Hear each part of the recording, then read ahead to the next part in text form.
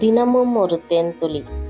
கண்ணுக்கு கண், பல்லுக்கு பல் என்று உரைக்கப்பட்டதை கேள்விப்பட்டிருக்கிறீர்கள். நான் உங்களுக்கு சொல்கிறேன், தீமையோடு எதிர்த்து நிற்க வேண்டாம். ஒருவன் உன்னை வலது கன்னத்தில் அறைந்தால் அவனுக்கு மறு கன்னத்தையும் திருப்பிக் கொடு.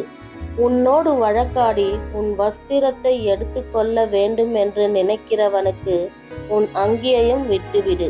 ஒருவன் உன்னை 1 மைல் தூரம் வர பலவந்தம் பண்ணினால் அவனோடு 2 மைல் தூரம் போ. உன்னிடத்தில் கேட்கிறவனுக்கு கொடு.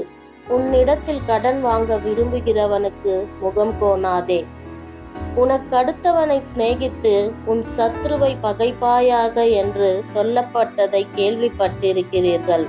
நான் உங்களுக்கு சொல்கிறேன், உங்கள் சத்ருக்களை சிநேகியுங்கள், உங்களை சபிப்பவர்களை ஆசீர்வதியுங்கள், உங்களை பகைக்கிறவர்களுக்காகவும் நன்மை செய்யுங்கள், உங்களை நிந்திக்கிறவர்களுக்காகவும் உங்களை துன்பப்படுத்துகிறவர்களுக்காகவும் ஜெபம் பண்ணுங்கள்.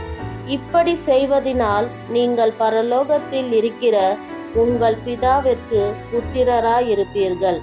அவர் தீயோர் மேலும் நல்லோர் மேலும் தமது சூரியனை உதிக்க பண்ணி நீதி உள்ளவர்கள் மேலும் அநீதி உள்ளவர்கள் மேலும் மழையை பெய்ய பண்ணுகிறார்.